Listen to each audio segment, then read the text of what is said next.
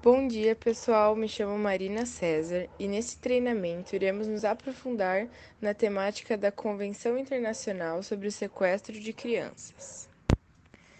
Para iniciarmos a nossa linha de raciocínio, precisamos definir quais os objetivos dessa convenção.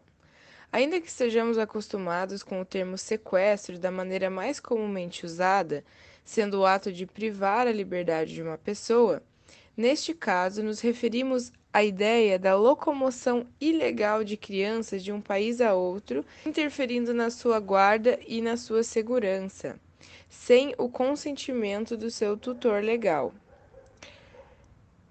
Os principais objetivos dessa convenção são, portanto, a de criar um sistema de colaboração entre os Estados-membros para tentarem evitar a procedência desses atos. Essa convenção foi concluída em Haia em 1980 e foi um grande divisor de água no quesito de volta de criança subtraída de seu genitor, já que aboliu uma grande parte da burocracia que existia. Além disso, essa convenção espera a volta imediata da criança à sua residência habitual e ao respeito das decisões jurídicas relativas à guarda dela. Essa convenção, portanto, só é válida para crianças menores de 16 anos. Lembrando que existem vários motivos para tais atos acontecerem, como vinganças de um dos genitores, problemas familiares, violência doméstica, entre outras, e algo muito frequente. A convenção, portanto, requer em seu conteúdo todas as informações sobre a criança no seu pedido de regresso. Trata-se de um tratado temático, pois é acerca de um tema específico, o sequestro internacional de crianças. E, além disso, é aberto para a ratificação de todos os países do mundo. A regulação do cumprimento dos deveres estabelecidos por essa convenção é de dever de cada Estado. Ao designar uma autoridade central, cabe a essa autoridade também localizar a criança, abrir um processo judicial, sendo o papel do Poder Judiciário receber o pedido de cooperação jurídica internacional e analisar os requisitos, bem como identificar se é uma subtração ilícita. O papel dos Estados nessa convenção é de cooperação e de solução pacífica das controvérsias. Entretanto, existem exceções para o retorno da criança ao seu estado habitual, que seriam três. A primeira é quando o demandante não exercia a guarda efetiva da criança. Em segundo lugar, é quando o interesse do menor é mais importante que as vontades daquele demandante. Ou seja, se a criança tem a vontade de permanecer no país, ela não é necessariamente obrigada a voltar para o seu país habitual. E por último, quando a volta do menor não for compatível com os princípios fundamentais do Estado requerido com relação à proteção dos direitos humanos e das liberdades fundamentais. Nesses casos, seriam quando a criança corre risco de vida ao voltar para o seu estado habitual. Os países podem fazer suas próprias interpretações do conteúdo da convenção, sem diminuir a finalidade principal do tratado e seus objetivos. Cabe a cada jurisdição analisar os casos conforme desejam, respeitando sempre a jurisdição dos demais Estados-membros. No Brasil, a autoridade central é chamada de Autoridade Central Administrativa Federal, ou ACAF. De acordo com essa autoridade, qualquer pessoa, instituição e organismo que suspeite ou tenha comprovação de um caso de subtração de menores poderá denunciar, bastando apenas preencher o formulário da CAF e anexar os documentos. Sendo assim, a autoridade central encaminhará o pedido para a autoridade central do outro país. Caso a CAF receba um pedido e seja com todos os regulamentos certos e completos, primeiramente tentará resolver esse problema amigavelmente. Se não for possível, o caso é encaminhado para a Advocacia Geral da União, ou AGU. A Autoridade Central do Brasil não tem caráter jurídico. Esse papel é da AGU, que deve se responsabilizar pelo cumprimento dos tratados e convenções internacionais. Quem defende a União é o AGU. Quem deve julgá-la é a Justiça Federal, e sendo assim, decidindo se a convenção deve ser usada ou não. Porém, o Brasil recebe diversas críticas no que diz respeito à velocidade para dar uma resposta. Isso, em grande parte, se deve aos conflitos de jurisdição entre estadual e federal. É também no Brasil onde há um aumento consistente da subtração de menores, o que evidencia a importância dessa convenção. Para tornar o assunto mais concreto, veremos agora um vídeo sobre um caso que ficou muito famoso no Brasil, o do menino Sean Goldman, que era filho de mãe brasileira e pai norte-americano. Ele foi trazido para o Brasil pela sua mãe para tirar férias em 2004, mas ela o manteve no país ilegalmente, pedindo o divórcio do pai da criança, que recorreu à justiça a fim de rever o seu filho. When did you realize how messed up was that situation with you? Well, not until recently.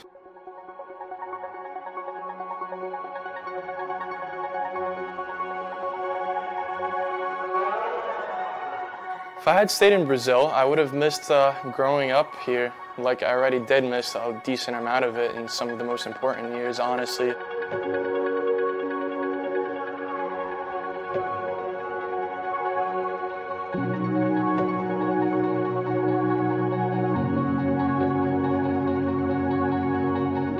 Sean was abducted on June 16th of 2004, and he was almost gone for 6 years. When did you realize that he was abducted? When I got a phone call from his mom on Father's Day.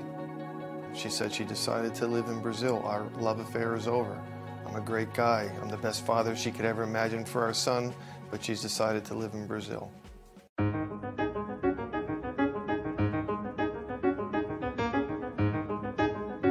Well, being in Brazil, I was under parental alienation, so my thoughts were pretty much skewed because I was being fed false information about everything.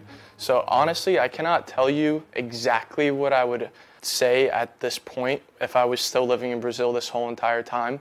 I'm sure I would want to come and visit here, but I don't know about moving completely. I mean, that's why I was really scared to move here in the first place until I realized what was going on. He called me dad when we first met in Brazil, and then he wasn't allowed to.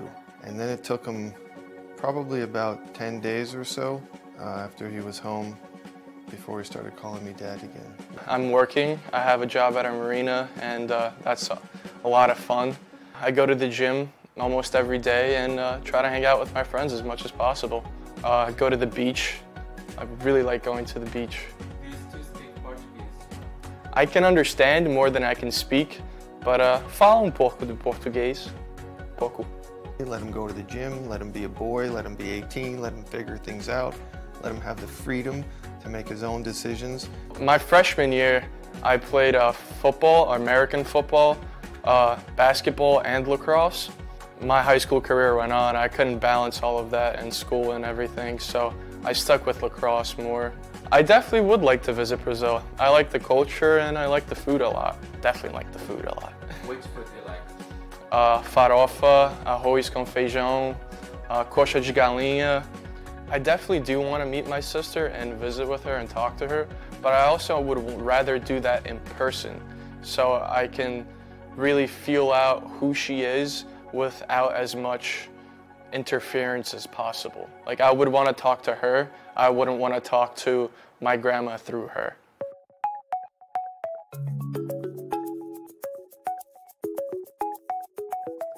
I had contact, actually court-mandated contact with my grandmother for a really long time until the court ran out, and I still would visit with her until she told newspapers in Brazil that she wasn't seeing me anymore, and then at that point I figured it would be best for her to at least get a timeout or something until she gets her head straight. When was that? 2 years now, yeah. Silvana, I don't know if I forgive her or I don't forgive her. It is what it is. I still think there are several lawsuits that they have in Brazil, as far as I know, pending against me, trying to still remove my name from Sean's Brazilian birth certificate when he was born about 3 miles down the road from here. Families are going to break up, and they sometimes are going to be living across borders. As long as you keep it into a normal, not hostile environment, you're still going to have contact with both sides of the family, and it's going to be a more normal thing for the kid that's growing up. Sean he's a tough time trusting people, because those were people that he loved and trusted. He realized there were a lot of things they said that weren't true. I always would hope that our case would shine a light on the tragic issue of international child abduction. I mean, we have the Hague Convention, and the whole idea is to return the child as quickly as possible. And there is a 6-week premise where the Hague should be start to finish, and we see that doesn't work. I'd like to say do not believe everything that you see on the news, just because a lot of the times the people that have the money are pulling the strings. It's like Portuguese, it's malandragem. Yeah, it's malandragem.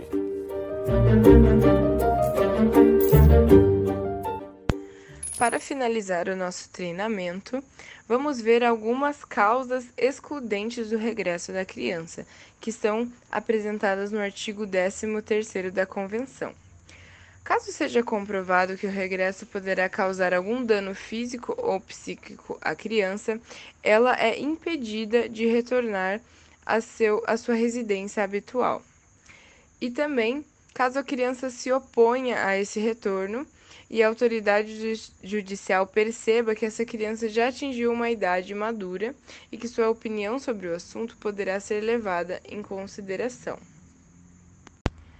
Não há dúvidas que essa convenção foi um grande avanço no quesito de direitos fundamentais das crianças e da tentativa de solução pacífica das controvérsias.